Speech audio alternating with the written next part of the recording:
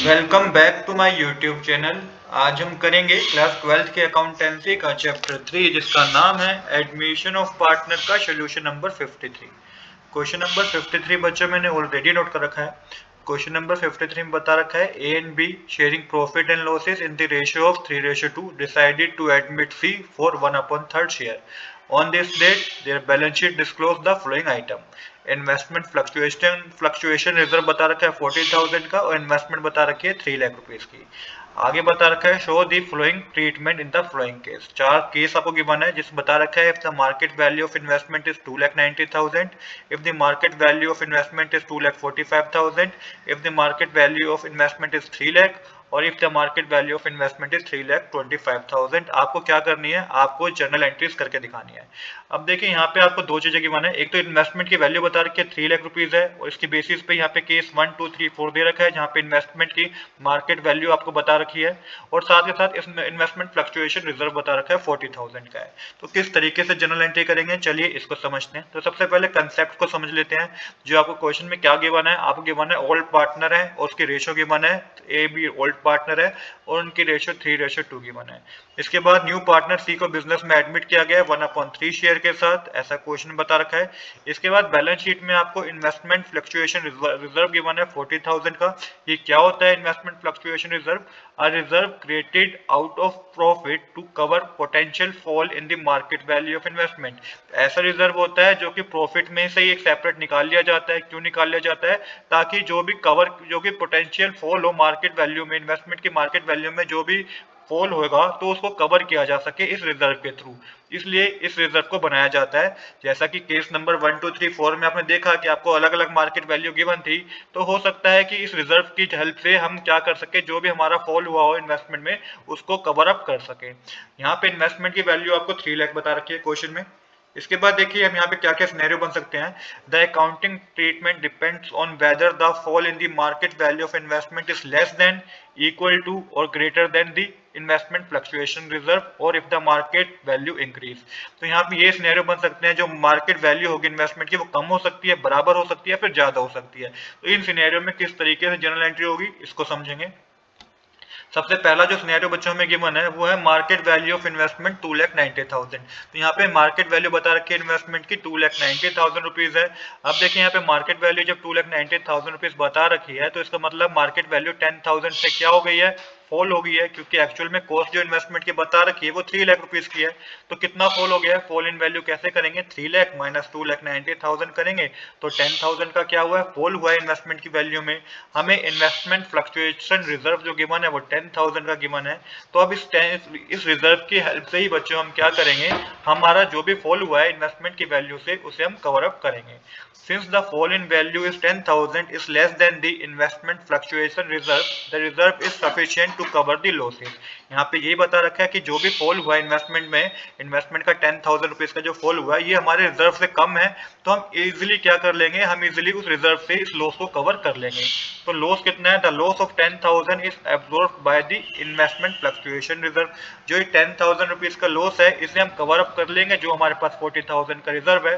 पर अभी भी हमारे पास रिमेनिंग बैलेंस बचेगा। कितना रिमेनिंग बैलेंस बचेगा, 30,000 रुपीज का हमारे पास रिमेनिंग बैलेंस बचेगा रिजर्व का, क्योंकि 10,000 का तो लॉस है, 40,000 का रिजर्व था, 10,000 का लॉस है, तो 30,000 का अभी भी हमारा क्या है, रिजर्व बचा है। तो इसको हम क्या करेंगे, डिवाइड कर देंगे ओल्ड पार्टनर में, ओल्ड पार्टनर के कैपिटल अकाउंट में, इनकी ओल्ड प्रॉफिट शेयरिंग रेशियो में, जो कि 3:2 है।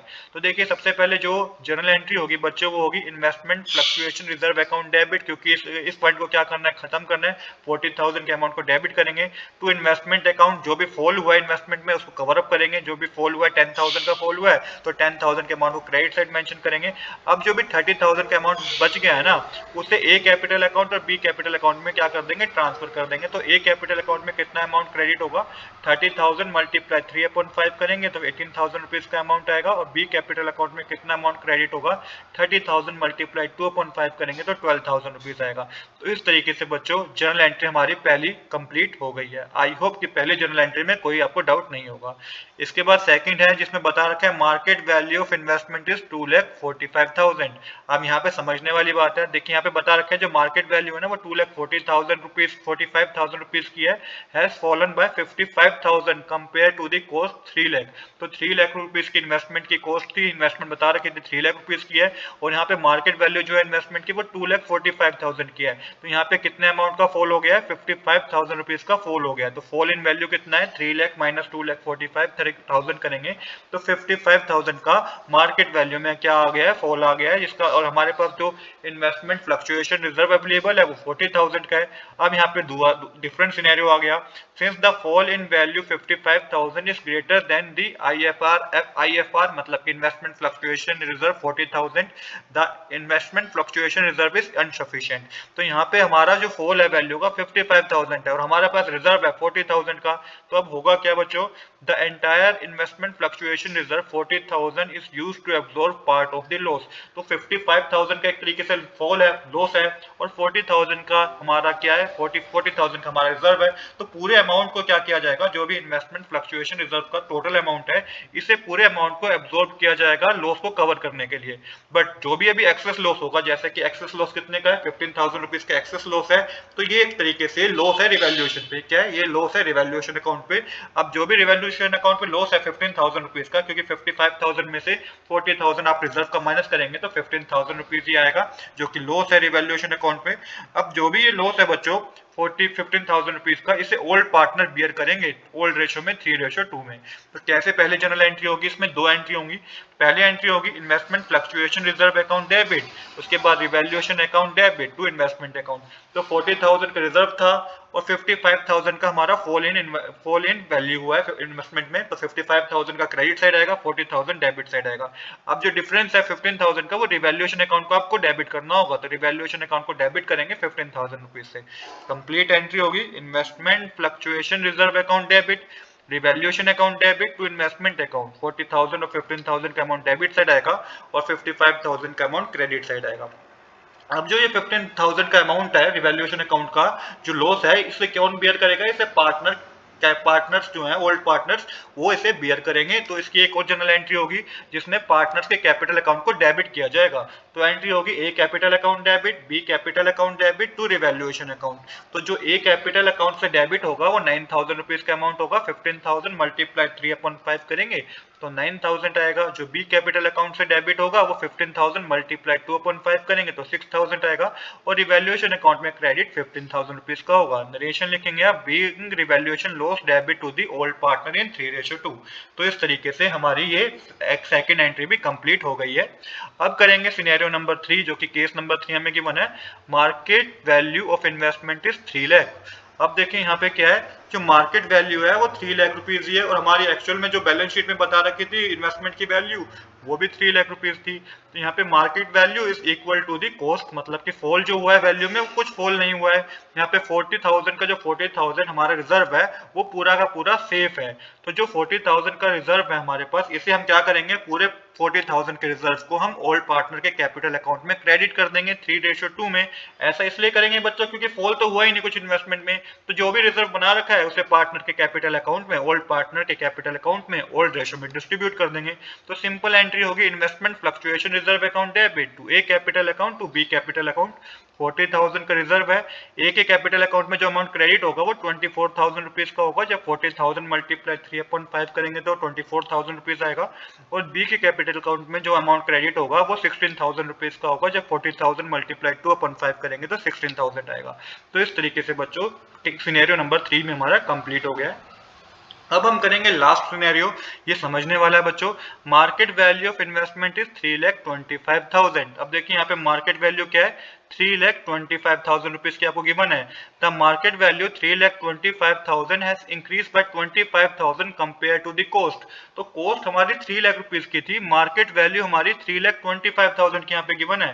तो यहाँ पे इंक्रीज होगी हमारी वैल्यू, हमारी इन्वेस्टमेंट की वैल्यू क्या इंक्रीज हो गई, कितने से, 25,000 से हमारी मार्केट की वैल्यू इंक्रीज हो गई है।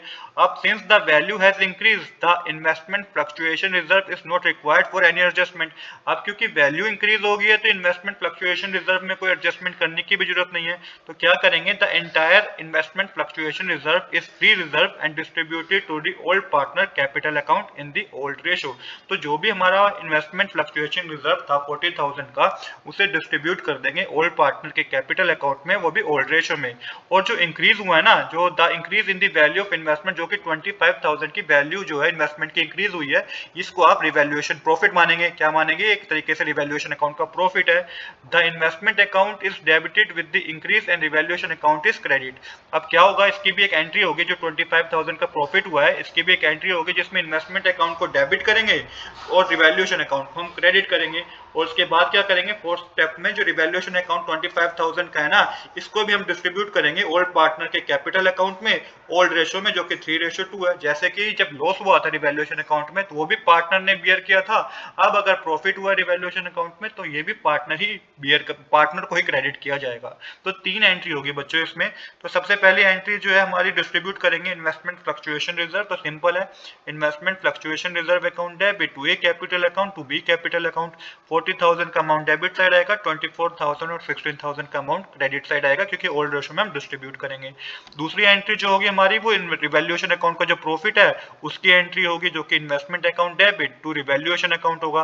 25,000 का अमाउंट डेबिट साइड, 25,000 का अमाउंट क्रेडिट साइड मेंशन करेंगे, being value of investment increase, क्योंकि इन्वेस्टमेंट की वैल्यू इंक्रीज हुई है तो रिवैल्यूएशन अकाउंट में इसको किस साइड दिखाया जाता है, क्रेडिट साइड दिखाया जाता है। तो रिवैल्यूएशन अकाउंट को आपको क्या करना है, क्रेडिट करना है, और इन्वेस्टमेंट अकाउंट को डेबिट करना है। तो इस तरीके से हमारी ये सेकंड एंट्री थी।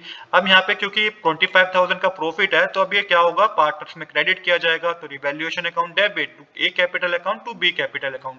25,000 का अमाउंट डेबिट साइड है, ए कैपिटल अकाउंट में जो क्रेडिट होगा 15,000 का अमाउंट होगा, क्योंकि 25,000 मल्टीप्लाई 3/5 करेंगे, और बी कैपिटल अकाउंट में जो क्रेडिट होगा वो 10,000 रुपीज का अमाउंट होगा। तो इस तरीके से बच्चों ये क्वेश्चन हमारा कंप्लीट हो गया है।